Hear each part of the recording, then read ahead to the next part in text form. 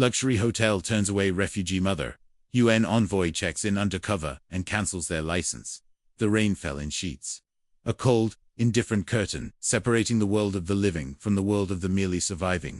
For Elara huddled, in the magnificent, intimidating portico of the Grand Elysian Hotel, the distinction had never been sharper. Her arms ached with the weight of her sleeping son.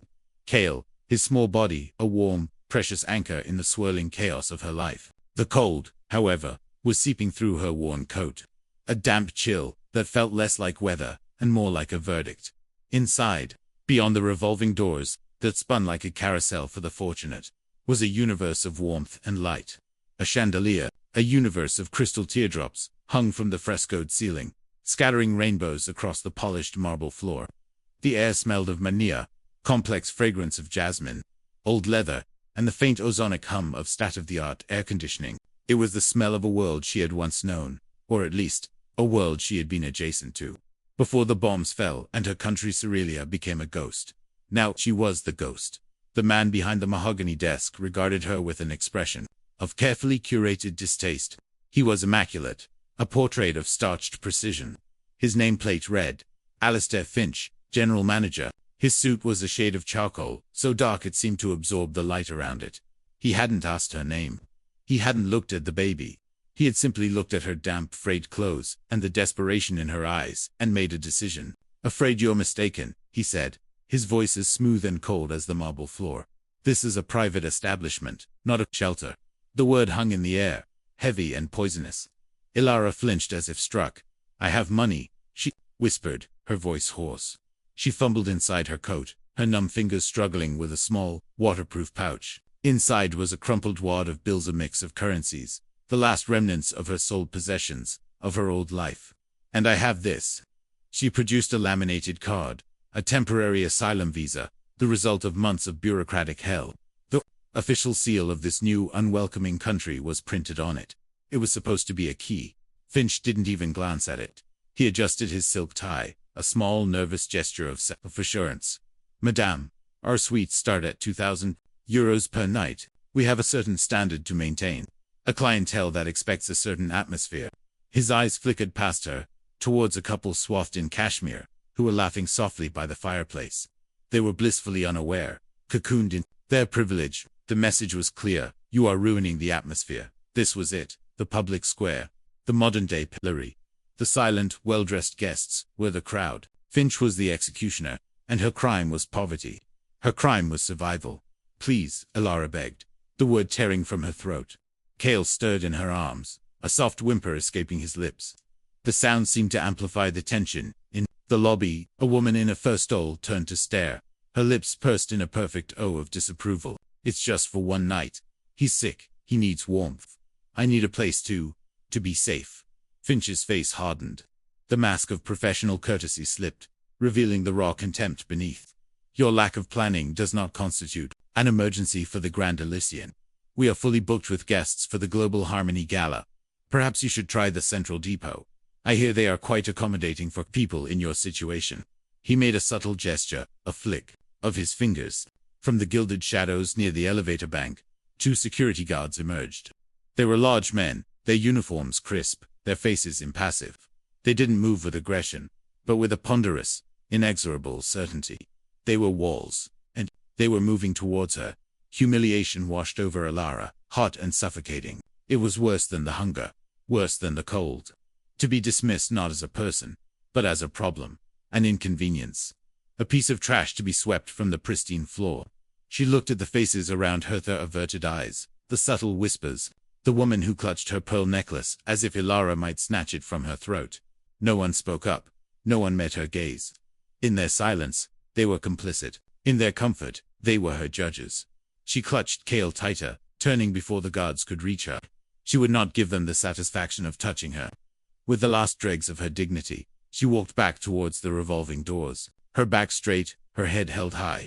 But as the door spun her out, depositing her back into the merciless embrace of the rain, she felt something inside her shatter. The door hissed shut, sealing her out of the world of light and warmth. The city lights blurred into a watercolor smear through her tears. The street was a river of red taillights and slick, black asphalt. The rain was relentless, soaking her to the bone. Kale, startled by the sudden cold, began to cry in earnest, a thin, reedy wail that was the soundtrack to her despair. She stumbled into a narrow alleyway between the hotel and a designer boutique, seeking meager shelter under a small awning. The stench of wet garbage and stale champagne filled her nostrils. Sinking down onto the cold, gritty pavement, she leaned her head back against the brick wall and let out a sob that was silent, a wrenching of her soul that made no sound. This was it. The bottom. The absolute nadir of a fall she hadn't known was still in progress. She had survived the shelling of her city. She had survived the perilous crossing of the sea in a boat that was little more than a coffin. She had survived the barbed wire and the cold indifference of border guards. All for this to be turned away from a palace of comfort because her suffering was aesthetically displeasing. She looked down at her son. His tiny face was screwed up, his cheeks wet with a mixture of tears and rain. His small hands flailed, searching for the comfort she no longer felt capable of giving. In that moment, watching him, a new feeling began to displace the despair. It started as a tiny ember in the frozen landscape of her heart. It was rage. Pure, incandescent rage. Not at Finch. Not at the silent guests, but at the injustice of it all. She wiped her tears away with the back of her hand.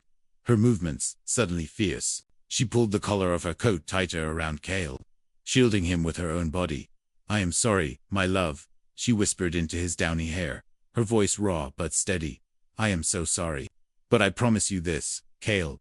I promise you. They will not break us. Your life will not be defined by this alleyway. You will have warmth. You will have safety. I will build it for you with my own 2 hands if I have to. They see a beggar. They see a stray. But they are blind. They have no idea who your mother is." She didn't know how. She didn't know when. But in that filthy, rain-swept alley, Elara of Cerelia, a woman who had once translated ancient texts and debated philosophy, made a vow. It was a promise forged in the crucible of public humiliation and private collapse. It was the beginning of a war she had no intention of losing. Unseen, from a 5th-floor window of the Grand Elysian, a phone was pressed against the glass. The camera was zoomed in, shaky but clear, capturing the entire scene in the portico, the desperate plea, Finch's dismissive gesture, the guards advancing, the mother's dignified retreat. Leo, a 19-year-old valet on a double shift, felt a sick knot in his stomach. He'd seen Mr. Finch be a snob before, but this was different. This was cruelty, pure and simple. He had started recording out of a vague sense of outrage, not knowing what he would do with it. But now, watching Elara huddle in the alley below, her small form a testament to the hotel's gilded hypocrisy, he knew. He stopped recording, his thumb hovering over the share button. His job was on the line. Finch would fire him without a second thought. But then he thought of his own mother, how she had struggled to raise him. He thought of the words Global Harmony Gala, emblazoned on the banners in the lobby. Harmony, the word was a joke. He typed a simple caption. "This is what harmony looks like at the Grand Elysian Hotel. A mother and her sick baby thrown out in the storm. Shame. He added a hashtag.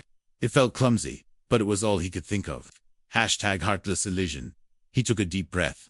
And he pressed post. 2,000 kilometers away, in a sterile Geneva office that smelled of recycled air and strong coffee, Lena Petrova's phone buzzed with a notification from a secure channel. She ignored it, her focus entirely on the video conference grid projected on the wall.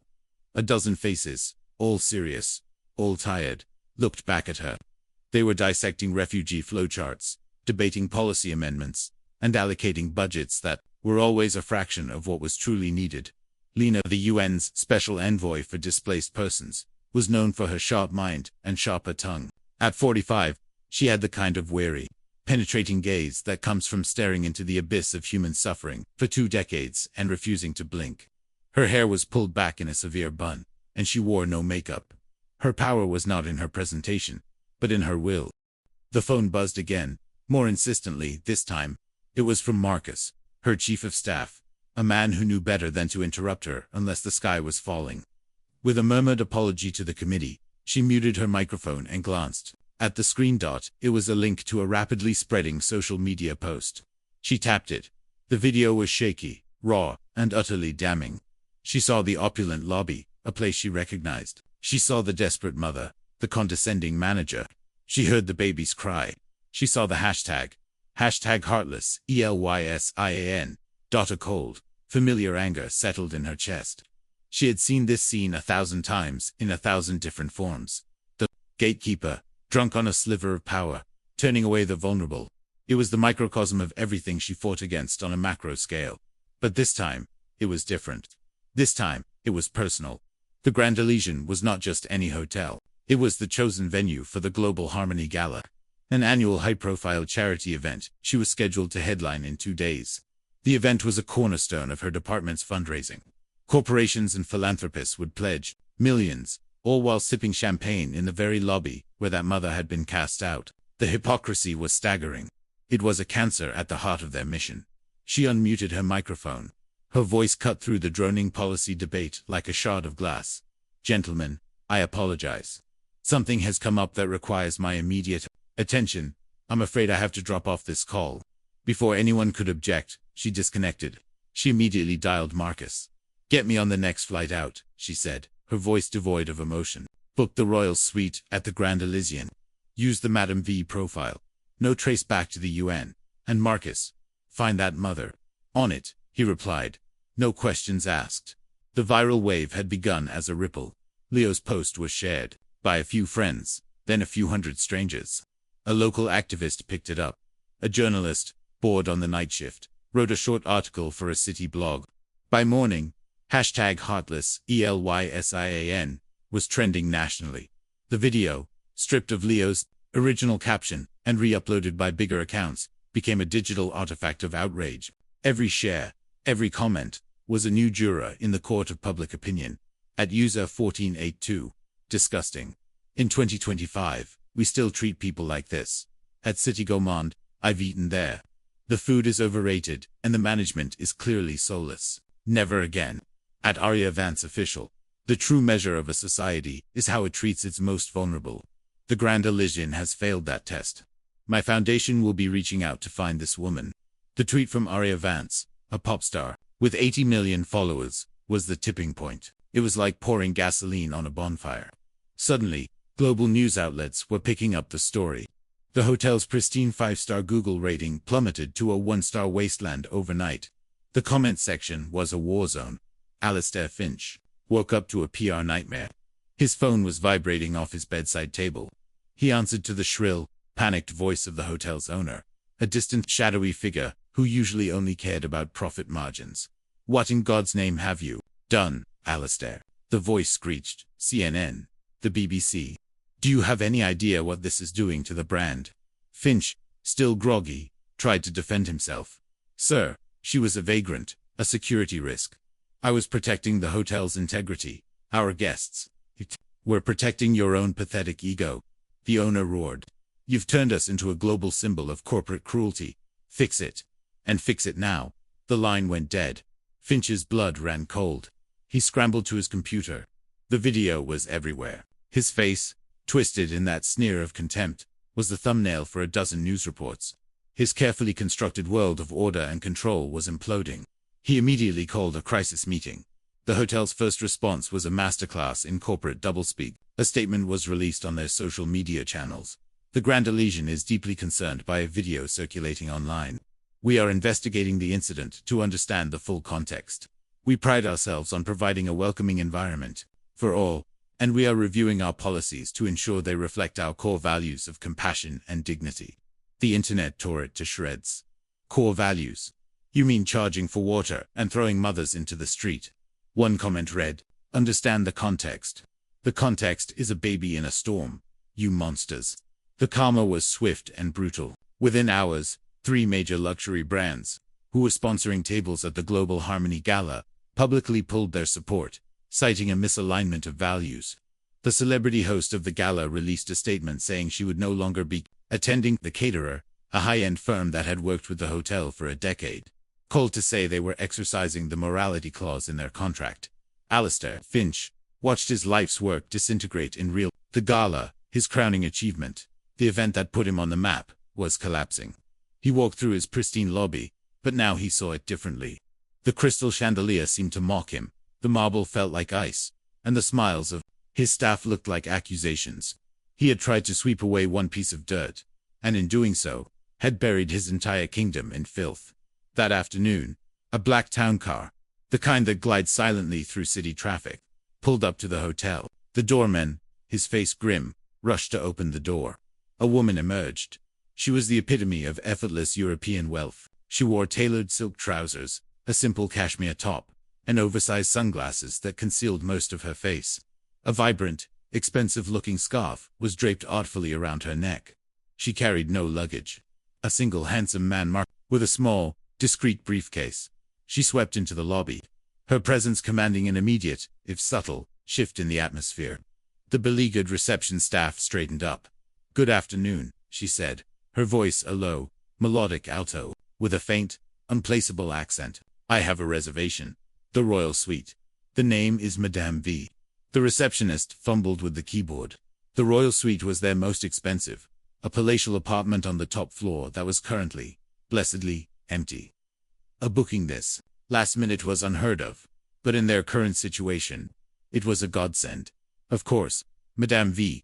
Welcome to the Grand Elysian." From behind his office window, Alistair Finch watched her. He saw the expensive simplicity of her clothes, the quiet authority in her posture. She was exactly the kind of client he had been trying to protect. A wave of relief washed over him. Maybe, just maybe, he could salvage this. He smoothed his hair, adjusted his tie, and strode out into the lobby. His professional smile plastered back on his face. "Madame V," he said, extending a hand. "Alistair Finch, General Manager. It is an absolute honor to welcome you. I will personally escort you to your suite." Lena Petrova, in the guise of Madame V, let him take her hand. His grip was clammy, his smile strained. She looked at him from behind her dark glasses, her expression unreadable. "Mr. Finch," she said, her voice cool. "I've been hearing a great deal about your hotel today." The power flip had begun. The avenging angel had checked in. Royal Suite was less a room and more a small country. It occupied the entire west wing of the top floor, with panoramic views of the city. There was a grand piano in the living room, a private terrace with a jacuzzi, and a bathroom lined with Italian marble that was larger than Ilaro's entire apartment back in Cerealia. Alistair Finch gave the grand tours with a desperate, cloying enthusiasm. He pointed out the thread count of the sheets, the vintage of the complimentary champagne, the bespoke toiletries. Lena listened with polite detachment, her gaze sweeping over every detail, not with the awe of a tourist, but with the critical eye of an inspector. "It is adequate," she said, finally removing her sunglasses. She looked him directly in the eye. Her own eyes were a startling shade of gray, clear and penetrating.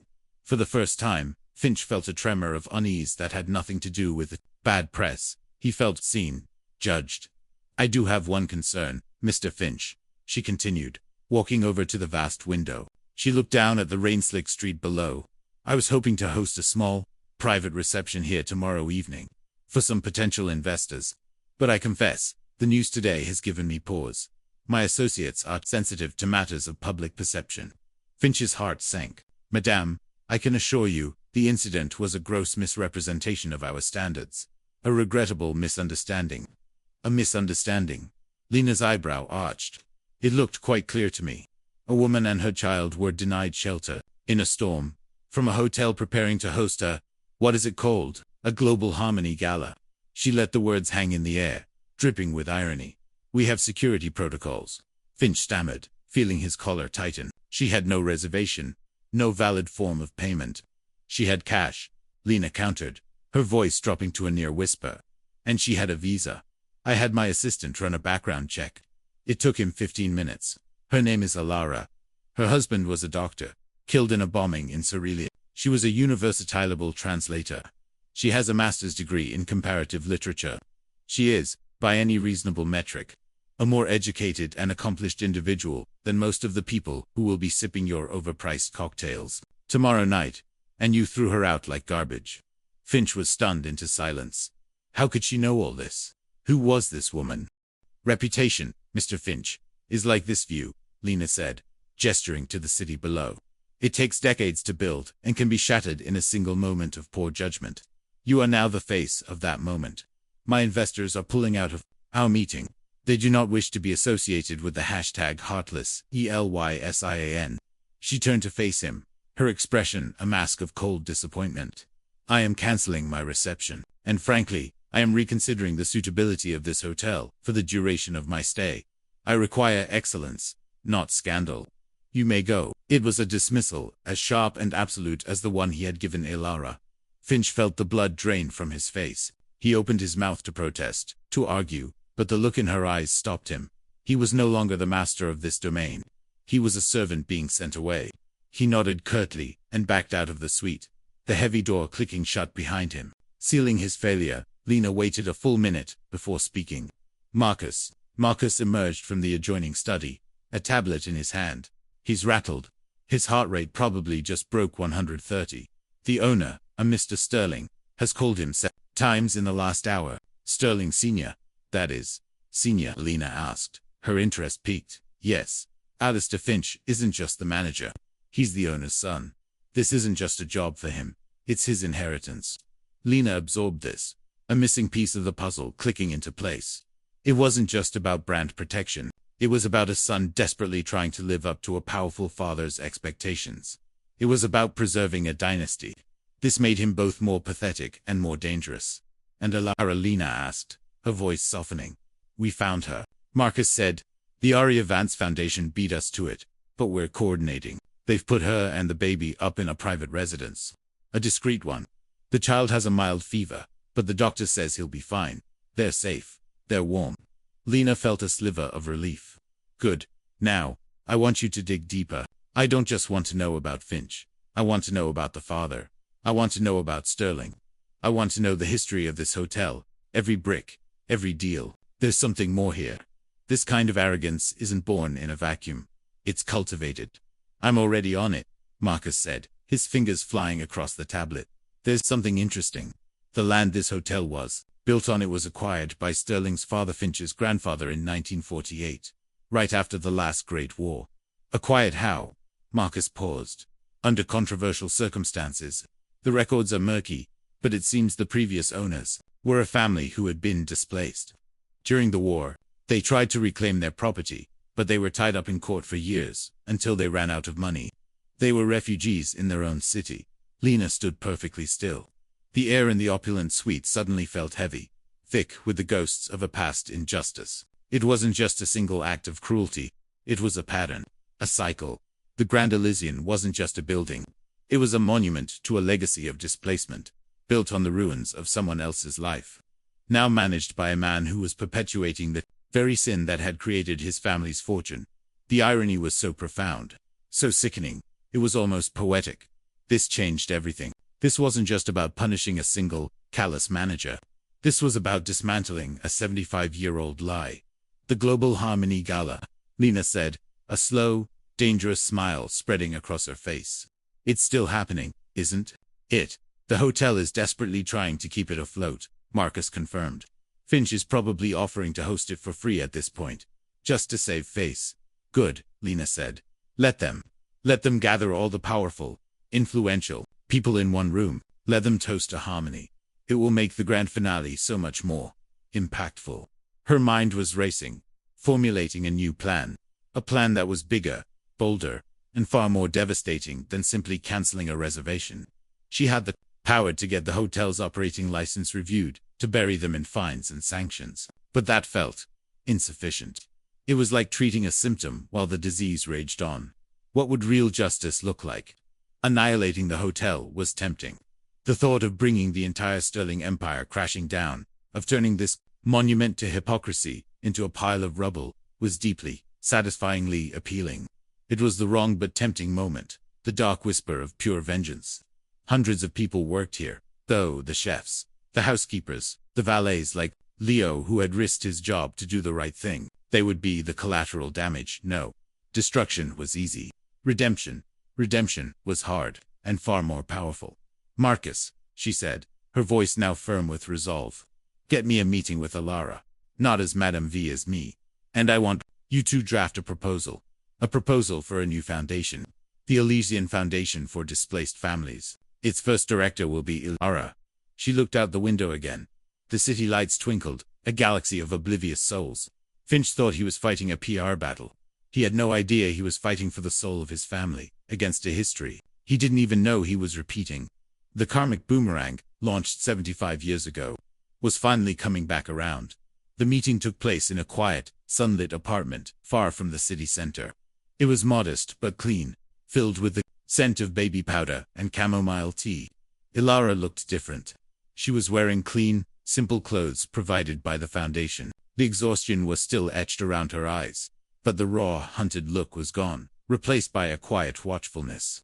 Kale slept peacefully in a bassinet nearby. Lena introduced herself simply, showing her credentials. There was no artifice, no disguise. "I saw what happened," Lena began, her voice gentle. "I am so sorry for what you endured." Ilara nodded, her gaze fixed on Lena's face. She was assessing her, the way she had learned to assess everyone. For threats, for pity, for opportunity. "The world saw," she corrected softly. "For a day, at least. Tomorrow, there will be a new story." "Perhaps," Lena said. "Or, perhaps we can make this story the one that changes the others." Lena laid out her plan. Not just the punishment for the hotel, but the proposal, the foundation, the directorship. She explained the history of the hotel's land, the cyclical injustice. Ilara listened without interruption. When Lena was finished, a long silence filled the room, broken only by the soft breathing of the sleeping baby. "You want me to run a foundation?" Ilara said, her voice flat. "Funded by the very people who threw me in the street. You want me to take their blood money and wash their reputation with it." "I want you to take their power," Lena countered. "Money is just a tool. It can be used to build walls, or to build bridges.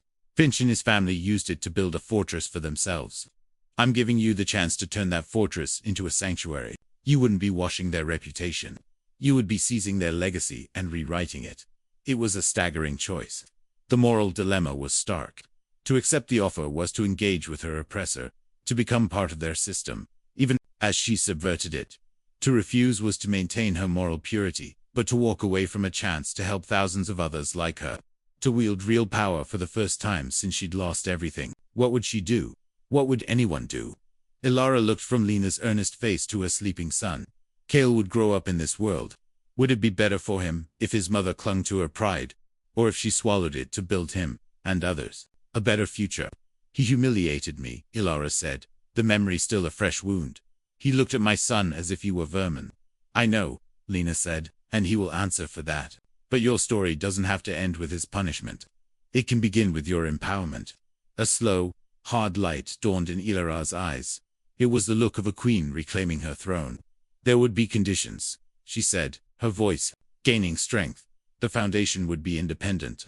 I would have full control over its operations and budget. The hotel would be required to provide not just funding, but transitional housing, a whole floor, if necessary. And I want a public apology, not from a PR firm, from him, from Alistair Finch." In person, Lena smiled. "I think that can be arranged." The night of the Global Harmony Gala arrived. The hotel, against all odds, had managed to salvage the event. The crowd was smaller, the atmosphere strained, but the powerful were still there, drawn by a morbid curiosity. They walked through a throng of protesters gathered outside, their signs reading "Shame on Elysian" and "Humanity over Profit." Alistair Finch moved through the lobby like a ghost. He was pale, his suit hanging on a frame that seemed to have shrunk. He greeted guests with a rictus grin, his eyes darting around nervously. He was waiting for the other shoe to drop. He didn't have to wait long. Just as the master of ceremonies was about to begin, the main doors to the ballroom swung open. Lena Petrova strode in. But she was not Madame V. She was dressed in a simple, dark blue suit, professional and commanding. The UN pin on her lapel glinted under the chandeliers. The murmuring in the room died down, replaced by a stunned silence. She walked directly to the stage, taking the microphone. "Good evening," she said, her amplified voice echoing through the vast room. "My name is Lena Petrova. I am the UN Special Envoy for Displaced Persons. I was scheduled to be your keynote speaker tonight, to talk about global harmony. But I'm afraid I have to talk about what happens when that harmony is a lie." She looked directly at Alistair Finch, who stood frozen by the bar, his face ashen. 2 nights ago, in this very lobby, a woman named Ilara and her sick child were turned away in a storm. She was a refugee, a victim of a war none of us can truly comprehend. She was met, not with compassion, but with contempt. By this man. Lena pointed a finger directly at Finch. Gasps rippled through the crowd. Phones were already up, recording. This hotel, this institution, has preached a message of exclusive luxury. But what it has practiced is a doctrine of selective humanity. And it is my duty to inform you that this doctrine has consequences. She held up a document. It was thick, bound in a formal blue cover, stamped with the official seal of the city's licensing commission.